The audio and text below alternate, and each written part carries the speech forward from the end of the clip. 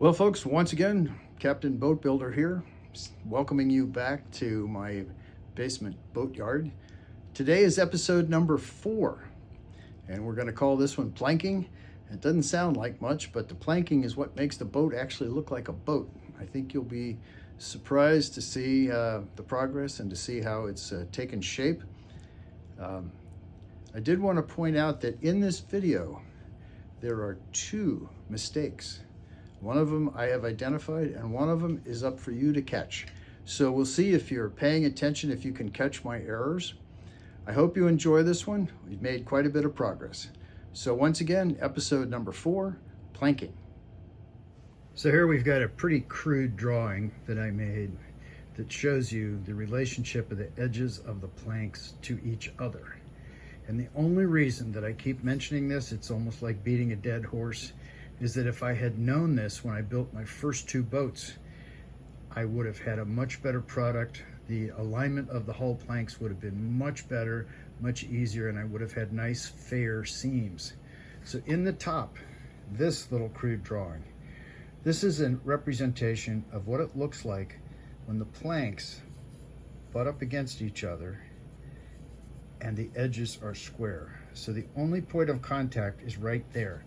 And not only is it not so good for gluing and securing the planks, but it's very hard to keep the planks lined up on each other.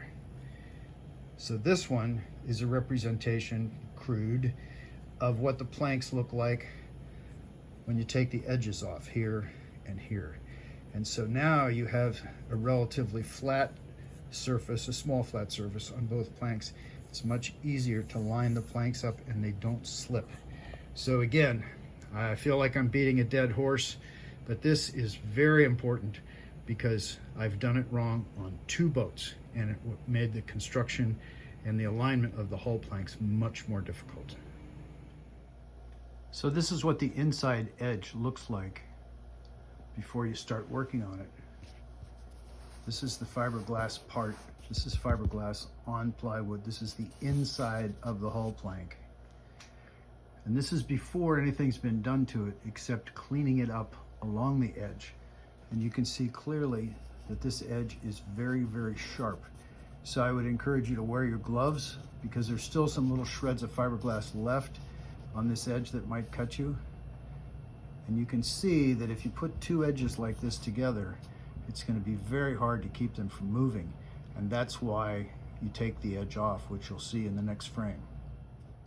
So what I'm trying to show you here, and I don't know how well you can see this, I'm trying to focus the camera, but this is the inside edge. In other words, this part here has fiberglass on it. This is the inside edge of the hull planks. This is the part that's been fiberglassed. And you're just taking the sharp edge off. If you can see that little angle that I've put there, I recommend 30 degrees, which is kind of hard to figure, but you just want to take that sharp angle off so that when the planks are stitched and glued together, they touch each other in a way that keeps them from moving around too much. Drilling the holes for the pre-wiring. As you can see, I went through the instructions several times, underlined, highlighted. I want to be sure I drilled the holes in the right place. I'm not drilling the holes in the top for the screwing of the top plank edge into the gunnel. I'll be dealing with that in a slightly different way, which I'll tell you about. But I did go through and read it more than once. You can see here, these are the other holes that are going to be drilled. These are all the holes for the aft end of the planks. Again, pretty straightforward.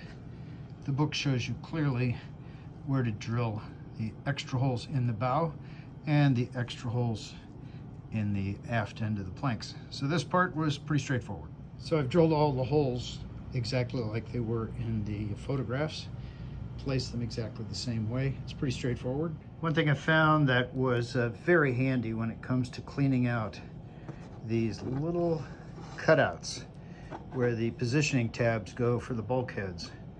After you fiberglass them, you're going to have layers of fiberglass across there in resin. And I found that using a very small wood rasp, just like this one, that's round, just seemed to work perfectly for cleaning out these holes. It's almost exactly the right size, and it was very easy to do. Well, folks, following along in the directions, now I have the mast step bulkhead, that's the forward small one, and the main bulkhead in place, temporarily in place. They're held in place with these wires, just like they have in the instructions. And you can see how the scribe marks line up between the bow scribe mark and the bulkhead scribe mark, so that they're in the correct position. Here's the main bulkhead. You can see here how the scribe marks line up, held in place, at least for the time being, with the copper wire. These scribe marks make it really, really easy to get the bulkheads exactly where they're supposed to be. And now I've got the #1 side panels. These are the bottom panels. I'm going to start installing those. Here's a technique from the instruction manual that I wish I had known in my previous builds. You'll notice that the boat is sitting on a couple of 2x4s, one in the front and of course one in the back. And what that allows you to do is it allows you to slide the boat around just like this while you're working on it. And you can move it. And because it's up on the 2x4s, you can take it right to the edge of your table. And it makes it much easier to get underneath and tighten the wires. So this is another great little technique from Russell Brown, putting the boat up on the 2x4s so you can slide it around and get under it while you're working on it. I found that while I was stitching the #1 planks, which would be this one and this one, to the bottom plank, I found that it helped to use a small piece of line to hold them together and to give them this curved shape. Made it much easier to drill the holes and put in the wires. But as you can see, you're looking at the front panel, the front bulkhead of the back seat, and you can see that the curve in the hull right here, when I put this together, it's going to be less than that. The back of the boat is going to be much flatter. I did want to show you, I think I made a mistake. I'd like to point these out. On my previous builds, I used this 18 gauge copper wire, this stuff. And in the kit, you get this wire, which is not copper. I think it's some form of steel. I'm not sure what it is. Also 18 gauge. But as I was initially using the copper wire on this boat, I found that it was breaking a lot. And what I found with the wire that comes in the kit is you can get more tension on it. So the copper wire is good. It's easy to handle. It's easy to bend. It works fine in places that don't require a lot of tension. But I would definitely use the stuff that came with the kit for the line, the connections where you have to pull on it pretty hard. I also found that using some small line up here in the bow helped a lot. Trying to pull these two ends together and making it easier to make the connections. I still have a few more connections, and then I have to secure the bottom edges here of the mast support bulkhead. So this is where I am so far, and you might be able to use the copper wire on some of the connections, but I think going with the, like I said, I think it's some kind of steel wire that was provided in the kit. I think you'll have better results. The stem really took me a long time.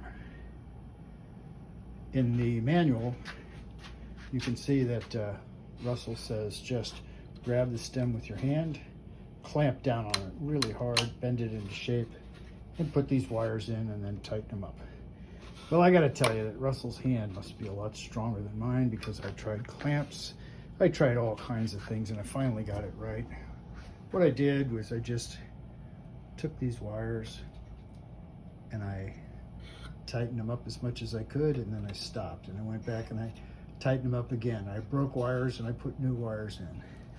I'm still not finished with it, but it has turned out to be pretty darn straight, which I'm happy about. Also, he talked about having a fair curve here on the tops of these planks, and I think you can see that the curve is pretty fair and pretty even. I have a few more things to do. I'm actually going to use some small bolts across here to tighten this up. You can see there's some spaces in there that I don't really like. The little bolts worked on my previous build, so I'll be trying that. As you're starting on the second planks on both sides, you start from the stern and you hook them into the little tabs in the back, and then you move up here to the front and you hook them into the tabs here, and then you start stitching the planks together from the middle on both sides at the same time. And one of the things that he talks about is being careful when it's only secured in the back, right there. See, it's only secured to the seat bulkhead. There's a possibility that it's going to fall right off the edge of the table. And if it does that, it'll either break the tab or it'll split the wood. So you can see I've just made a little sling out of small line so that if they fall off the table, they won't fall very far. This is a little trick I picked up from my previous builds when I couldn't pull the bow planks together tight enough. I decided that the only way to do it was to use bolts. I couldn't get enough pressure with the wires. So I've used 2 stainless steel bolts here. And I use stainless because if I have to cut them off and if they get embedded, at least they won't corrode. You see down here at the bottom, see where they don't quite go together. But what I've got is a nice fair curve on the 2 planks meeting the bottom panel, and that can be filled in with epoxy, so it shouldn't be any problem. But this little technique of using 2 bolts, it absolutely helps when you can't get enough tension with the wires.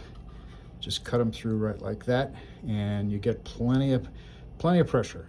I've had some problems in previous builds with twist in the stem. And this is only the first plank and the bottom panel. And it looks to me like the alignment is pretty good. Looks like the stem is pretty straight so far. I'll have to check again as I add more planks.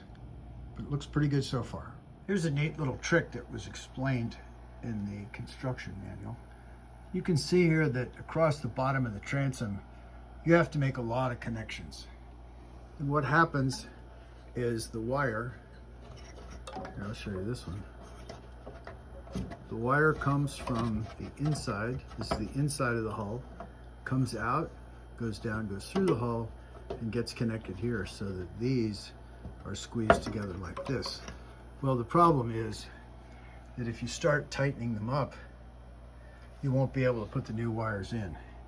So what they recommend is that you use a longer piece of wire. You have the short end coming through the transom on the outside here, and the longer piece, which is much easier to work with, going through the hull and coming down. So you see how you can make all the connections loose, very loose, with extra wire, and then as you gradually start to tighten them down, everything comes into place. But this was a little bit of a tricky setup on the wire, and I'm glad that the instruction manual gave you a pretty good idea of how to do it. Well, folks, I'm going to finish up this episode with a preview. What we have here is the breast hook. It's completely installed and shaped. We got 3 coats of epoxy on there now, getting nice and smooth. I'm going to show you how we did that. And we've also got right here, this is the lower, I'd call it the mast step. It's installed. Wasn't too hard to get it in. It's got a couple of coats of epoxy on it to protect it and keep it waterproof. And back here, we've got the aft in whale, which is now installed, finished. Needs a little more work, a little more epoxy work. And I did want to show you the transom. Transom former is gone. And now you can see that all that work with the transom former gave us a nice rounded transom. Just a little detail that makes the boat much better. So you'll see how all this happened. This is just a preview. So again, thanks for watching, and we'll see you next time. Bye-bye.